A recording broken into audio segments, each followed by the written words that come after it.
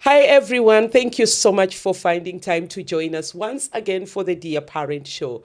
Every day we get to do this, my heart is filled with gratitude because when we started, the way you just step your feet in the water and you're like, let's see, we don't know how deep this river is. We don't know if we will cross to the other side, but you're just like, let's do this. And I'm looking back, I'm like, wow, God, thank you. And more than that, thank you to you, everyone that has just been part and parcel of this journey, for all the views, for all the comments, for sharing this in your circles, and for every guest that has come on board so far. Thank you so much. Dear Parent is a success because of you amazing people. I am but one person, but because we are many of us, we are making this a success. So asanteni sana sana sana sana. We were talking behind the scenes with my guest and my production team about how far we have come. Like since January, we've been on this, that every week we have an episode out. Hey, wacha nipigie production team makofi na nikupigie wewe makofi, our viewer, for always looking forward and watching and just following us all through. My name is Nashami, daughter of Wangara. I'm my father's daughter, and I am a mother to Zanel and a mother to many, many, many, many children. I am blessed because when we get to do this, lives are changed, lives are challenged. And that is why we are here. And that is why we get to do this. Today, we are going to have a beautiful conversation with an amazing lady. And one thing I will say is this. We were, again, behind the scenes talking about something of how we were raised and the things that would be like we're being shut from trying some things which look like trouble. Well, nowadays, when you look at it, it wasn't really trouble. It was just us bringing out who we are. But well, our parents, thank you. When all is said and done, we are here. But as parents in the current generation, we have a role, we have a responsibility to nurture, to guide, to instruct, to encourage, and to build our children to be who they want to be and who they are shaping themselves to be. So today we're going to have a beautiful conversation, just looking about the whole place of careers and looking at the whole place of just how to know this, how to help our kids around this, so that at the end of the day, when they excel, we are happy parents. Sawa sawa. All right, so let's get to know our guest even as we begin this convo. And please, as always, our culture is don't mute this, don't minimize this. Sit, let's enjoy to the very last minute. Karibuni sana nyote. Asante sana. Anywho, hi Dada. Hi Nashami, nice How are to see you? you today. I know, good to see you. It's Yeah, always a joy. me too. It's a pleasure. Thank you so much for having me. Karibu sis. Uh-huh. How have you been? All good. I am blessed Amen. and I am happy. 2025 is almost over, so I'm looking forward to the end of the year. Yeah. But yes, I'm really happy also to be here. Are you a Christmas person? Yes. Yeah, no wonder you're saying you're looking forward to the end of the year. In fact, this year I'm decorating from November, so I should come and take a photo from your Christmas tree. please do. I think I look forward, like, by the tuanze, like, let's just begin Christmas because duh, Yes. and start doing all those Christmas carols. I agree. Please, thank you. Merry Christmas to you too. Anyway, please introduce yourself to our beautiful audience, even as we begin. Okay, thank you, Nashami. First of all, thank you so much. I've really been looking forward to being on the show, and I'm so happy that I'm here finally. Thank you for having me. You're welcome. To our viewers, my name is Mary Mwaniki. I'm a career coach. I'm also a HR professional. I've been in HR for the last almost 10 years. But before that, I was in the admin work, which sometimes it's also correlated to HR. So that's what drove my passion. And I really enjoy working with young girls. I'm also a founder of Viva Harista. It's a girls empowering platform where we do a lot of coaching and empowering girls first. So one of the key things that we do in Viva Harista is mainly to look into the first halves, the fasts of many girls. So you find the first in your teenager, the first in choosing a career, the first in choosing a course, your first in being in university. All those first is what we look into. Your first getting a job, you don't know what to do. So we look at all those aspects and prepare you, help you, actually not even prepare you, but walk with you in that journey so that to make sure that you're ready for this half fast that you're going to experience. Yes. And when you're talking about the first halves, the fasts, Yes, the fast. the first fast, I tend to imagine, because that is me too. Most of the times we get to do this now, like what you're doing. A good number of people, it's either because when they were young, somebody did that for them and helped define. But most of us, nobody did it. And so we were like, let's change the narrative. Which is your story? Actually, mine is let's change the narrative. Because I realized I had so many fasts that I actually had to figure it all out by myself. And that is one thing that made me think about, what about another person? How is that young girl trying to navigate? For example, you're getting into your teenage, you don't know what to do in terms of your relationships. Even now in CBC, where they're trying to choose their courses, they don't know, right? So if you don't have somebody else who has been on that journey, then it's going to be difficult for you. So for me, it was more or less, I have made it this far. It's my time to go back, hold somebody else's hand, and help them through that fast. So yes. Amazing. Well done. Thank you. And I'm being someone that works with young people, I agree, man. These children need guidance. Yeah, they that's do. True. And you're doing a good job. Thank you. Keep at it. And wait, why didn't you tell us you're a mother? Where hii ni the apparent show. Watoto wako watakushika matai. Munisame. Yes, I am a mother of 3, 2 teenagers. My son is 16, my daughter just about to turn 15, and I have a young one who is 8 years old, Gen Alpha. Yes. So you have 2 generations represented. Yes, exactly. And you and your husband are in the same generation? Yes, we are both millennials. Yes. Okay, it's 3 generations. Yes. Okay. Millennial, Gen Z, and Gen then Alpha. Gen Alpha, yes. You sure we cannot get a Gen Beta? Pass. Conversation for another day. Oh, yeah. Anyway, now we want to talk about the whole place of preparing our children for the workplace. Because sometimes we look at it and we are living in times where if it's the Swahili person that talks about samaki mkunja angali mbichi. Meaning the earlier we do this, the better, because we build in them something that now it's like a foundation. They keep building on it block by block, so that when they get to the workplace, they are ready. Do you agree with that? Yes. Because I think it begins from there. Anything about life, if the foundation is not good, every building on it is terrible, because at the end of the day it will fall. Yes. Yeah. But when before even we get into the details, into the meat of it, the workplace during the days of our parents and during our days we are in, and looking into the future that looks like that, definitely it's changing. So what are some of the things 2 things, number one, that you'll pick that has changed?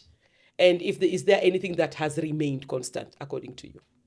I think what has changed, let me start with what has changed, is if you look at, for example, the baby boomers, they took up roles. For example, if you come into an organization, you will stay, for example, until you retire. So they are more focused on getting their pension. Oh, yeah. So now when you come to the millennials, most of us, yes, we are not really focused on the pension, but our career paths are more linear. So you'll find yourself staying in a role for 10 years, 20 years, that way. So it's still not very, very different from the baby boomers, but we're still focused on a linear career path. But now the workplace is actually changing in terms of the Gen Zs. We are seeing them not really appreciating the 9 to 5 No. kind of a setup. Yeah.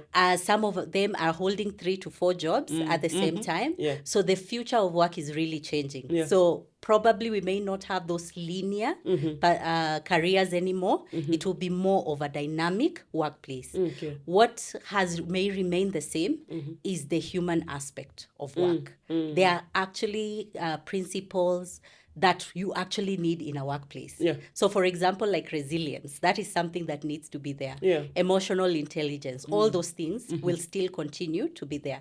But the dynamics of work probably are going to change as we go into the future. Okay. Yeah.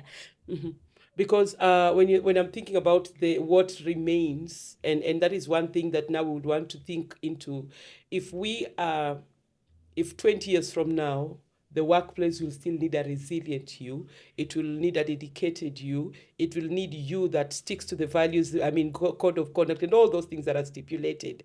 So how are we as parents supposed to help nurture this in our children, those skills? Because there are those constants, the skills that are just constant. Whether you will work remotely or you would be in a factory, there's just the constant skills. So how do we help now from as early nurture that in our babies?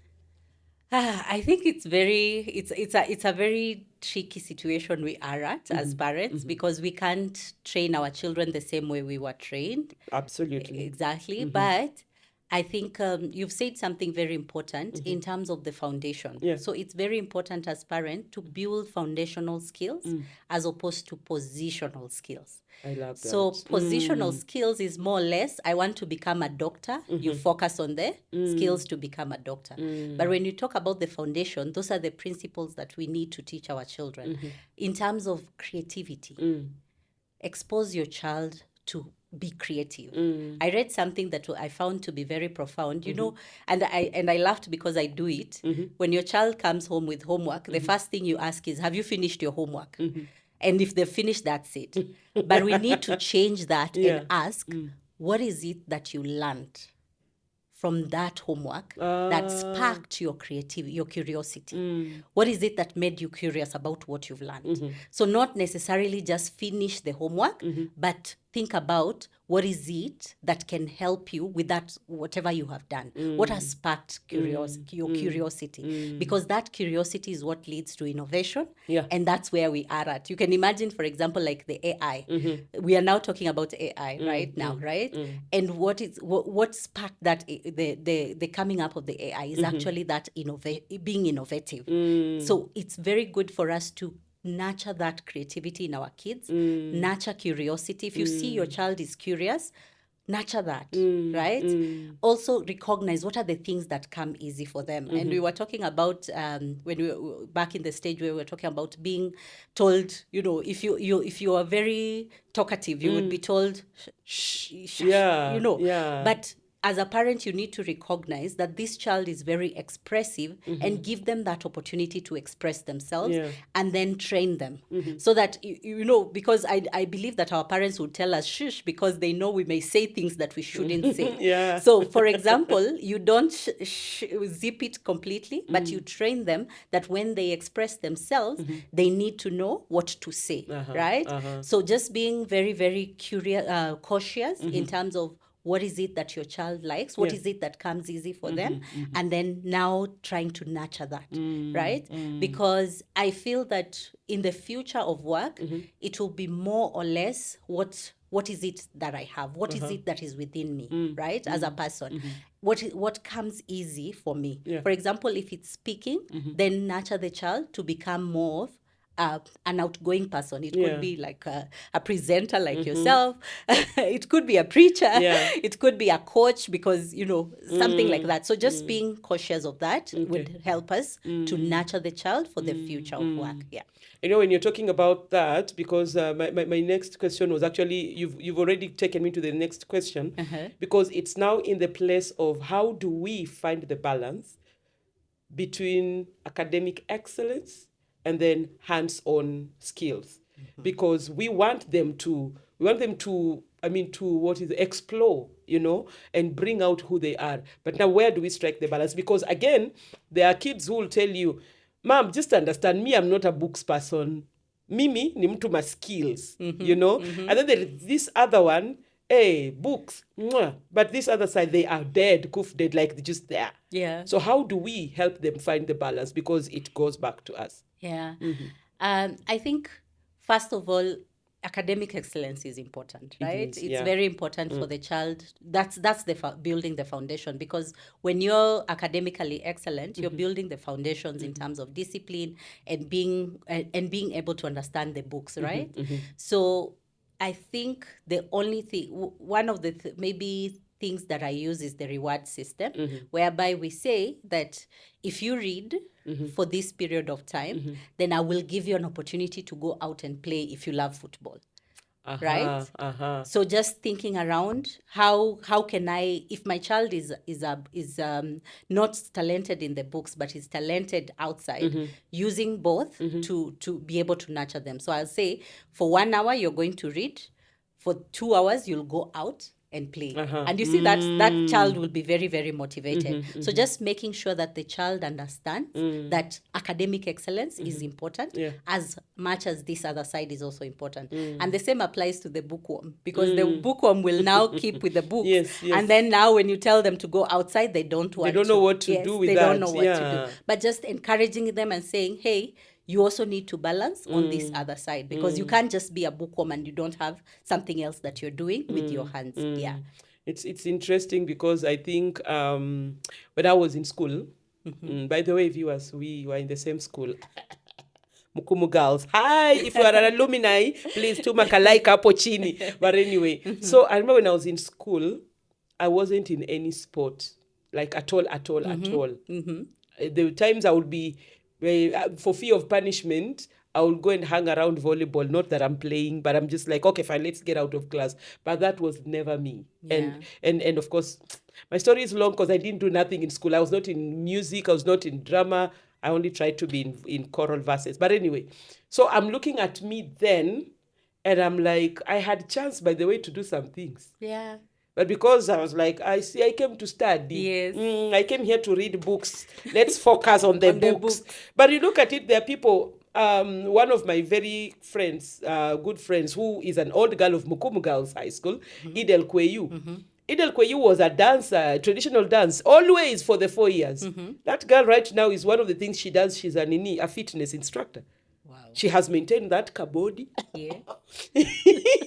And she's doing, like, that is who she was, Yes. and that is who she is. Yes. Oh, okay. Yeah. Interesting. So just pushing the child to, and I think that's how we were all nurtured when we were young, is more or less, you need to pass your exams. Yes. So if you tell your mother you're going for music festival, the first thing they'll ask you is, how did you perform, right? So you need to, but just encouraging the child to have that balance between the two is really, really important. All right. Yeah. Now, I remember something, and I think we mentioned, I don't know if it was at the beginning or behind the scenes, but the whole place of, you mentioned about CBC children having us to choose careers and stuff. I remember when I was in high school, I think it was Form 3 when this would be done, where the career, he was called the career master, whoever, the teacher that was in charge, and would be sat down and given a list of careers and asked to choose.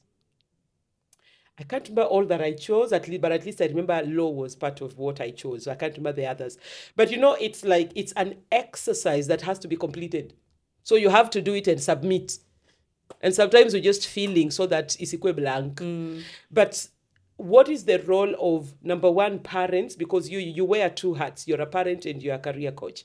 So what is the place of parents and even mentors and coaches in helping these children discover their career path? Because some of them are blank. Yeah. So how do we come in, and what's our role?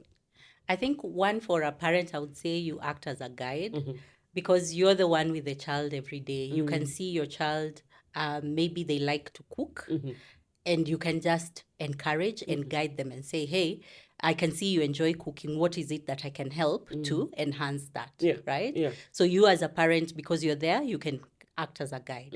But I think also exposing them to mentors is very, very important. For example, if you see your child is really interested in a certain career, expose them to people who are doing that. And I've seen some organizations actually have bring your child to work. Yes, yes, yes. Yes, I think that's a very, very important thing, because your child gets to that workplace to be able to see, if I want to become, for example, an engineer, what does an engineer do on a day to day? And I use my own example, like wanted to become a doctor, but I discovered that I'm very afraid of blood. And if somebody was in pain, I become numb. I can't help them, right? But you see, because that was what was nurtured before, maybe I would have gone through medicine and only to discover later. So, but if you expose the child to people who are already Yes, in doing that that, place, yes. they can be able to guide them and to show them. Because you see, the beauty of a mentor is mainly not to show them what to do, but to actually hold their hand and say, hey, this is how it's done. Yeah. You can take a time and do it as well. So expose them to that. If you see your child loves football, expose them to coaches who are doing football, so that they can be able to be mentored into that area. Okay. So that's the role of the mentor. Yeah. Okay. Yeah. And in your path as a career coach, do you have, I'm sure you do, but do you have any success story of a young girl that you started working with, guiding them, and you can see them maybe flourishing in whatsoever path? Yeah, so I think I have many, but I've seen what we do is, especially the career coaching, is mainly to identify what are your strengths, right? And a coach is someone who brings out the best out of you. Yes. So we first of all identify what is it that comes easy for you, what makes you lose track of time. That is where we now focus in. And I've had people that, for example, they've done courses, but they feel confused. Oh, yeah. Because they are like, okay, I've done maybe international studies, but myself, I like to talk. What can I do that can merge those two? Yeah. So what we do in career coaching is mainly to look into these are your strengths, and then how can we translate them into a career that is fulfilling for you. So I think also for parents, just for them to understand that it's also very important to have your child have a career coach. Yeah. Because the career coach will identify the strengths, and they'll now help the child to build a career that is fulfilling. Yeah. Because we've had instances whereby people became engineers, but they felt empty. True. And because of that emptiness, they went back and asked themselves, what is it that will bring me that fulfillment? And you find that somebody is an engineer and they've come back to become like a teacher. Yeah.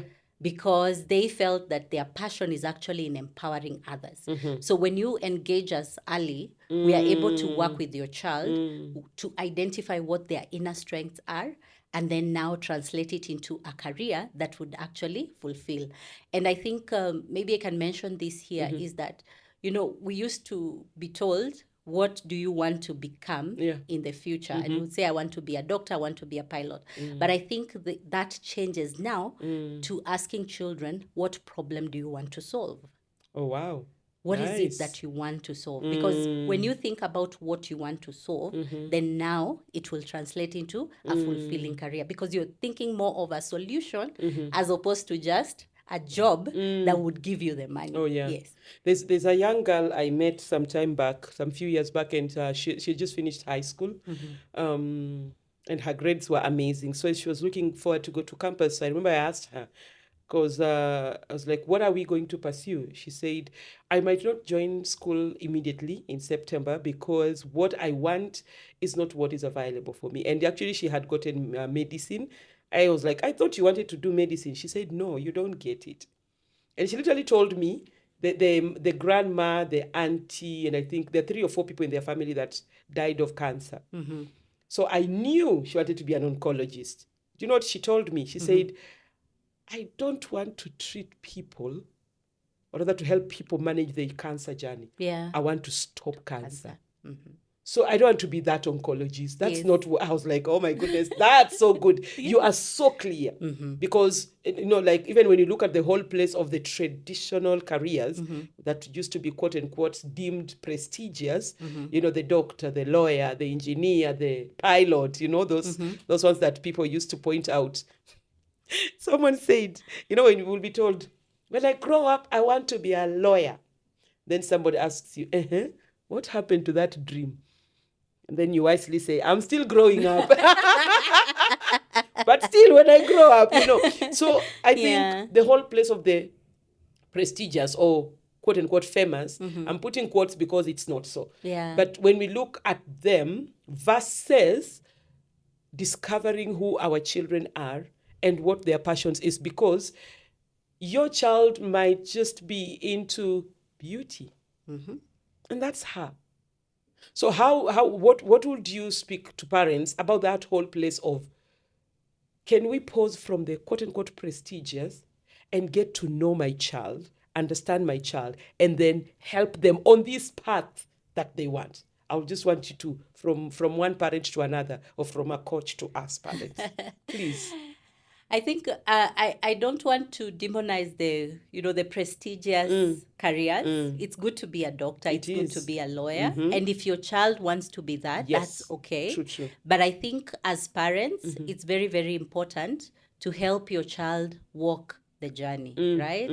And identifying what their key strengths are, nurturing that strength into becoming what they want to become, Yeah. right? So what we need to do is to, as parents, we really have to be very observant. Okay. Be very, very observant of your child. And if you see, I said I'm a mother of two teenagers, and I've seen their interest, growing. At one point, one was interested in building planes. Another point, now they are interested in drawing and all that. But I think what the future of work would require is for a child to become adaptable. To be able to adapt, right? So walking that journey with your child, as they change, you keep guiding them and helping them through that. Because at the end of the day, when we look back, when we were children, there were so many things we wanted to do. And as we grew and grew and grew, our journey kept changing. So just encouraging the child to be more adaptable, so that as they grow, they can be able to identify what are their key strengths, and how can it now come into the workplace, right? Okay. Because the future work may not be even known right now. We don't even know how the careers, we don't know how maybe my 8-year-old will be doing in the future of work. That work has not been defined. Think about it, like back in the days, like in our parents' days. Yeah. I remember there was one of the parents whose child wanted to become a media person, but because the father had never seen the joy, the importance of being a media person, they could not encourage the child to be there. And that's the same thing for us. Right now, what they're going to do, probably we don't know. And the only thing we can do is to walk that journey with the child, encouraging them, nurturing them until the time that they are able to discover. Okay? So I know that it's not 100% a good answer, but all I'm saying is that it's a journey. It's a right? journey, yeah. It's not a one size fits all.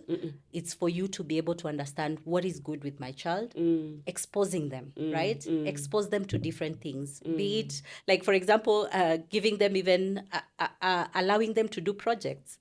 Maybe say, hey, can you do a project in the house, like you want to do a restaurant, see how it is. They are learning money managing things. So just exposing the child also would also be something that would help them to be able to grow. Okay. Yeah. I think there's a friend of mine. They have an organization. It's called Creative Learning World, and one of their, I think for me it's what stands out for now. They do something they call edu travel. Is it edu learning or edu travel, either? But the whole idea is they take kids and they take them to different organizations so that kids can be familiar with different things. I've seen them do visits to hotels. I've seen them do visits to a dental clinic. I've seen them do visits to a media house. I think I saw one is coming up for a construction site. So just like you're saying, we might think, my child is an engineer. Kumbe that engineer was just for a moment. Yes. But the more they are exposed to different things, the more they see, the more they if they are taken to hospital, some will realize they don't like blood. Yeah. And then like that doctor thing was a joke. It was a good joke, you know. But I think Yeah. the more we put them out there, we are helping them.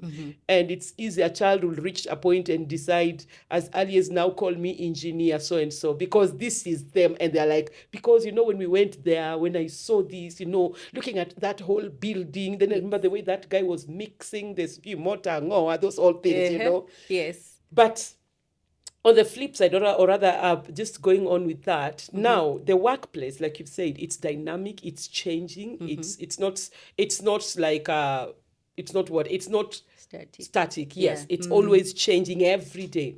But now we are looking at our children. You work around Gen Zs, and I know outside here many people have complained about them. One of the reasons for me that I've had is millennials and Gen X's feel that these kids are not serious. These kids are not committed. This, you know, pointing all the negative. Yeah. But on the flip side, if you look at the positive, we need those brains at the workplace. Yeah. We need, oh my goodness, they are sharp. We need those minds. But now, how do we as parents prepare our children for the dynamic world out there? Because again, you know, I might have raised my child in a way to make them feel like nobody should tell you nothing. You have a voice. Ka imekata, imekata.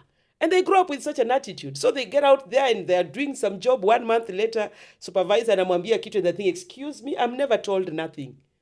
And mama tells mamas, you know, you can always come back home, Abi. This is home. If it goes bad, hata usijipe rent, rudi kwa mama. And so sometimes when we look at the bigger picture, would you say in a way we contribute to that? And just how can we help them? Even because at some point, we like it or not, either we will not be here or they will just outgrow us. Yes. We need them to be solid on their own. Exactly. Yeah, I agree. And it's true, we have contributed. And one of the weaknesses I think we may have as millennials, we say, I don't want to raise my kids the way I was raised, right? Yeah. That statement. Yeah. And sometimes I know where we are coming from, and probably the generations have changed, but there are things that don't change. For example, principles, values, they don't change. So if we are able to instill that in a child, then everything else they can be able to, will prepare them for the workplace, right? So just making sure that, for example, something like emotional intelligence, it's very, very important. It's very, very important for you to nurture your child in terms of how do they manage their emotions, how do they become resilient. And allow me, I hope my daughter will not kill me, to use her example, because I felt that, you know, because of the softness of the life, if something becomes hard, they give up. And we had to have that heart to heart. And I said, look here, mom, if you're giving up when something is hard, then it will become a trend, right? So building that resilience in a child and saying, life is not, it's a fact. It will never be easy. It will never be presented on a silver platter, right? So you have to be resilient. So just be focusing on those soft skills, it's very, very important, because those are things that will help the child to become grounded, right? Emotional intelligence, resilience, respect, values, those Christian values that we instill in our children, it's very, very important, because those things will work anywhere. So it's very, very important to work on those skills that will enable the child to be able to work anywhere in the world, right? So that's what is very, very important. Yes, we may not agree with some of the things our parents did, but there are some things that they did right. They instilled in us, especially resilience, right? Oh, that one, yes. Ulikuwa unasema hautaki kurudi hiyo shule. My friend. Yes. And right now, it's the same thing that happens even in the workplace. You may not like the workplace, but there are things that you derive that give you value that will make you go back, right? True. But that's the resilience that our parents taught us with. And you see, that's one thing, me being in HR, I've seen that trend, that somebody comes into the workplace, 3 months down the line, they feel it's difficult, they leave. But they're not understanding that it's actually part of the journey, Yeah. right? Any workplace that you go, if you actually, I always say, if I go to a job and within 2 months I've mastered everything, then that's not the right job for me. Because it has to be nurturing me in such a way to grow. Yeah.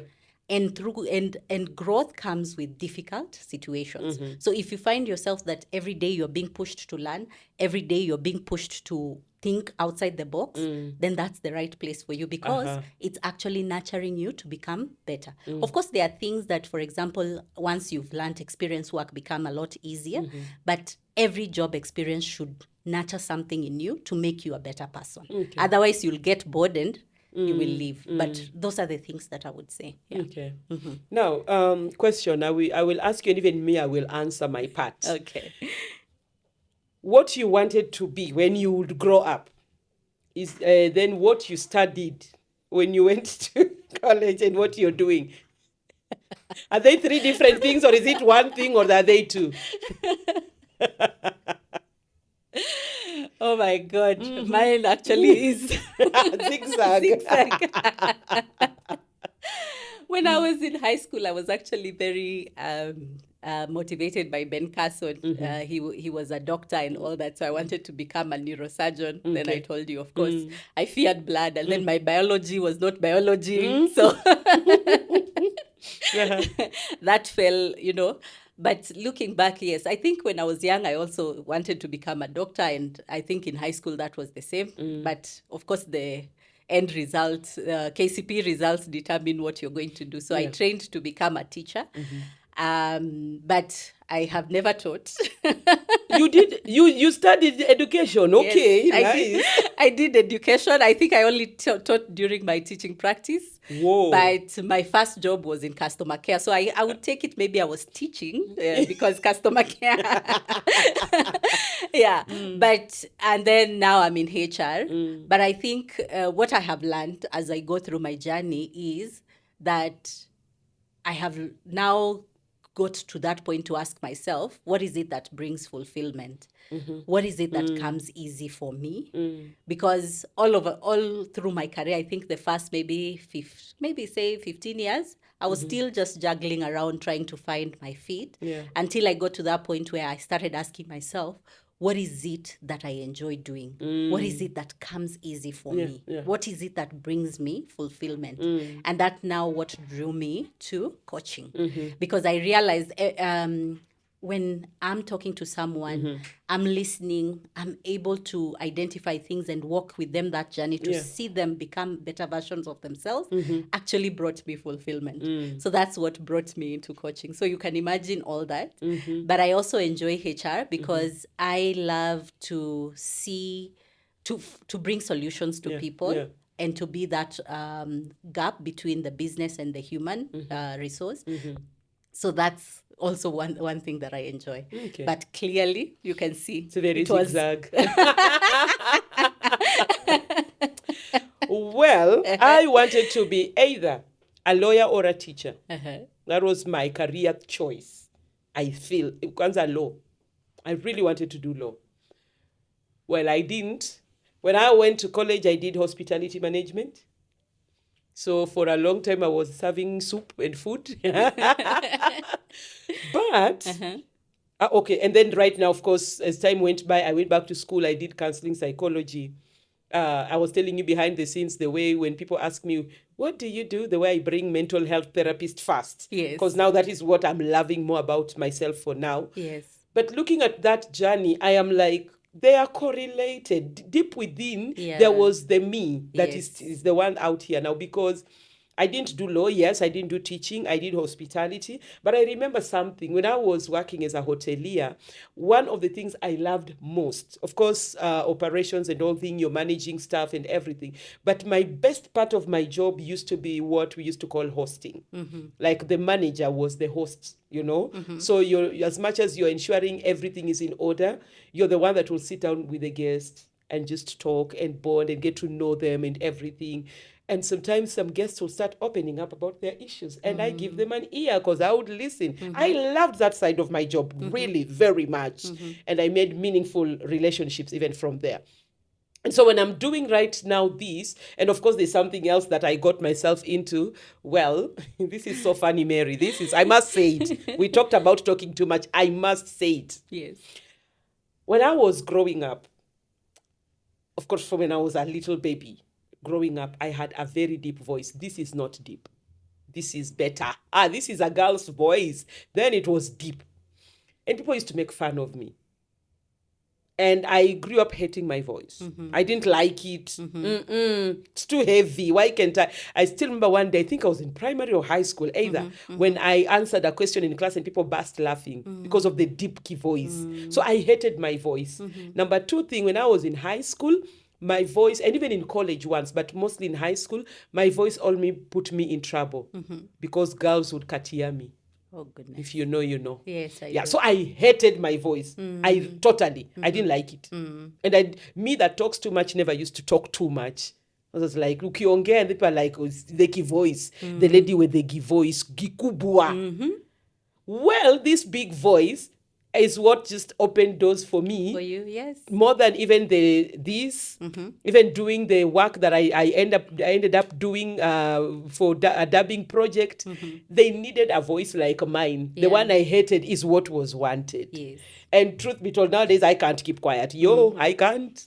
I can't. This voice, I knew that I have a voice that commands authority. Yeah, and audience has to listen. No wonder mnani follow. But so what I hated growing up has actually turned out to be what is very important to me and what I'm using at most. So generally that's me. So I didn't pursue what I wanted, but looking at it later, a lawyer is someone that is going to defend people and help people find justice and all that. Yes. A teacher would empower and empower. Yes. Well, don't I do that? Yeah, especially with young girls in schools. So I'm a teacher. It's not that I don't know what I teach in that school. The subjects that are there, I don't teach those ones. But anyway, so it's interesting when I was asking that, because even in my own family, I think we are all over. Like, we studied this and then we are doing this. Yes. We studied this and then, though there are some who have stuck, good for them. Yeah. But I think when we look at it, the reality, even to our children, is that we also missed it at some point. Yeah. But somehow we have found it. That's why we are intentional to help them. Yes. So that they don't go in those circles. Yeah. And I like what you've said, because the career, when you are younger, it's not very clear in terms of, because there are so many factors that determine whatever course you take. So if you want law, if you don't get a B+ and above, there's no way you're going, especially if you don't come from a well-off family, right? So I think that is the path most of us take. But I think one thing that I thought could have been done differently is actually nurturing what comes easy for you, right? You see, the voice comes easy for you. Yeah. And right now, you're able to use it. So, for example, now, if we do that with our kids, nurture that thing that comes easy for them so that they don't hate it, but they see it as a gift that they can use it, right? I've also written some books, right? Yeah. And I remember when I was just thinking about where these stories came from, I remember as a child, I used to like to tell a lot of stories. And those stories, they were just viewed as stories, right? And I used to be told, wacha kuweka hizo mastori nyingi. Yeah. But if somebody had actually seen and say, hey, this girl can become like a writer, an author, and start nurturing and saying, hey, can you write it? I remember in class 8, there was a girl in our school who actually wrote a book. And I really admired them. But you see, for me, I thought, okay, it's her, but not me. But I remember even my composition used to be so good that it could be read out. You can imagine. But our parents maybe didn't know that is actually something we can nurture, right? And now that we are empowered and millennials, let's do this for our children. Yeah. And I like to think about the story of Moses. When Moses was at the burning bush, right? When he met God. The first when God now was talking to him and sending him to Egypt, right? Moses was a bit agitated because he was seeing himself. He was looking at his past failures and he's like, God, nah. I don't think I can lead those people. And what did God ask him? What is it that you have in your Oh, hand? yeah. Right?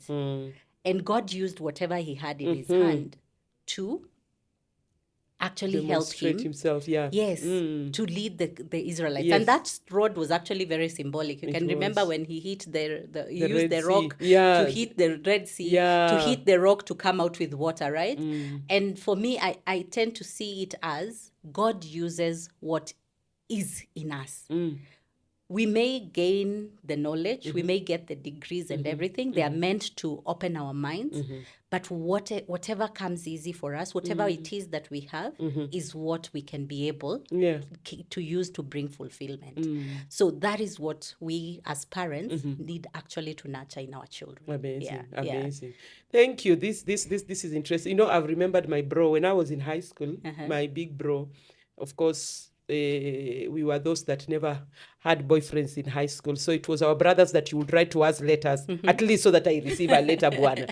So we used to compare letters a lot. Yes. And my bro kept those letters. Well, he keeps things. Yeah. Chris, hey, Ooh. he keeps things. Like right now, you'll find things that he had in Primo, and I'm like, how? Me, I don't have, but he keeps. Yes. So he will keep those letters. And I remember he would tell me, you write so well. I look forward to your letters. When you're writing, it's like we are here talking, you know. So as I kept growing, he would tell me, by the way, I still remember your letters. And I remember your compositions. You should write books. And I'm like, me. Write books, right? I can go back to writing. And nowadays, we write long messages because we have words. So we will type many words, but books, no. Chris would push that idea over and over and over. 3 books later, he was right. Yeah. He was absolutely correct. Exactly. So he played a good role for me, unknowingly, Yes. already pointing out who I am or what I need to do, what I'm good at. Exactly. So I love that story of what do you have in your hand. Exactly. So Yeah. we need to check with our kids, what do they have already? Yeah. And also there's the aspect of God, because God is the one that created these children. Always going back to God and asking God, show me what is it that you have placed in my children, Yeah. and help me nurture it. So praying that, because the Bible says, do you see someone who is skilled in their work? They will sit before kings and princes. So you as a parent praying that prayer and asking God, show me what is it that you have placed in my child, so that I can start nurturing it early and bringing it out. You see, like your brother, he was doing it unconsciously, but Yeah. he was bringing out that seed. True. Because he had read your compositions and he was like, wow, I love them, right? Yes. Yeah. Amazing. Mary, if a parent wants to officially decide, like, you know what, I think I need somebody to guide my child, and they're looking for a career coach, I'm freely telling them there's one here. So Thank you. how would they reach to you? Because I'm sure there's a parent who would want for their child to be guided. Okay. I have a website, vivaharista.com. You can be able to reach us there. It has my email address and my phone number. Okay. So Viva Harista is VIVAHERSTER.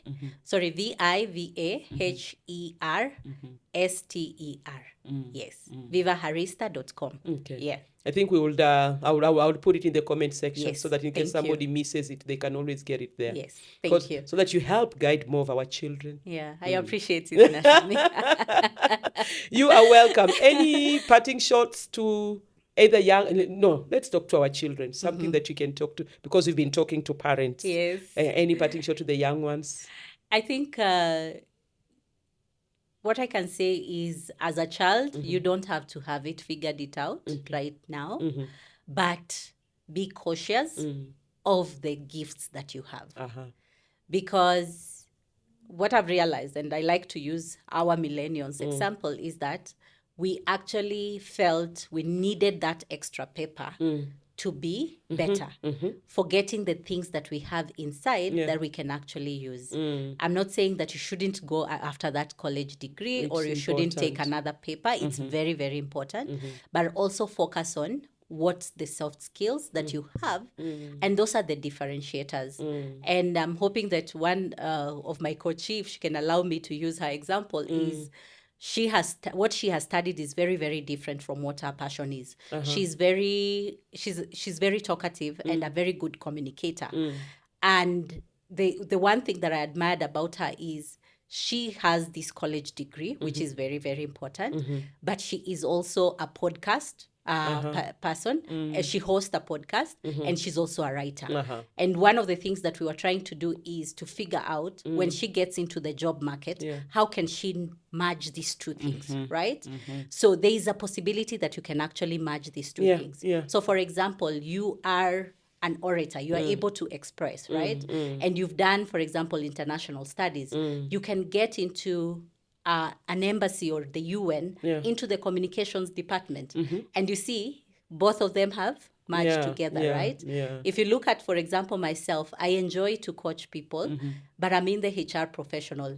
And you actually need coaching to be in the HR professional because it helps you to put yourself in the shoes of the employees. Yeah. So it doesn't mean that the paper is not important, but there is an opportunity for you to merge the paper and the skills that you have so that you can become the best person that you are. And I think the most important thing that we need to focus on is finding that fulfillment in our work.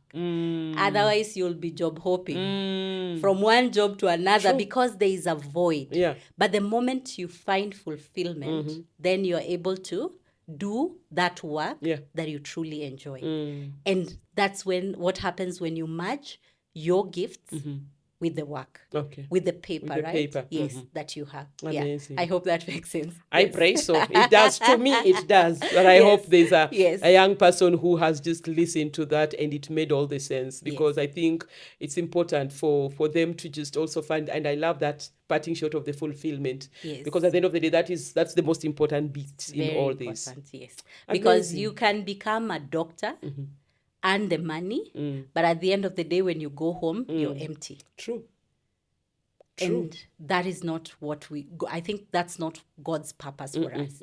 But the moment you realize your passion and you put it together, then now that work, I always say that the moment you realize your passion and you do it on a daily basis, then work stops being a chore. It becomes something that you enjoy going to. Yeah. And, you don't have to really struggle to wake up to go to that work. No matter what the boss does, you actually know what you need to do. Yeah, and why you're there. Yes.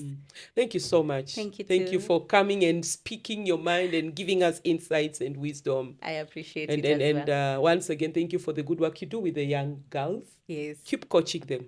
Thank I'm you. glad they have Mary. And I hope some more will tag to Mary. And I'm like, I want to be part of you, Mary. So thank you, Mama. I really Thank you so appreciate much. you. Yeah, I appreciate it too. Karibu Yes, sana. Auntie. Well, thank you everyone for joining us. Mzazi, I hope this has really, really, really been helpful to you.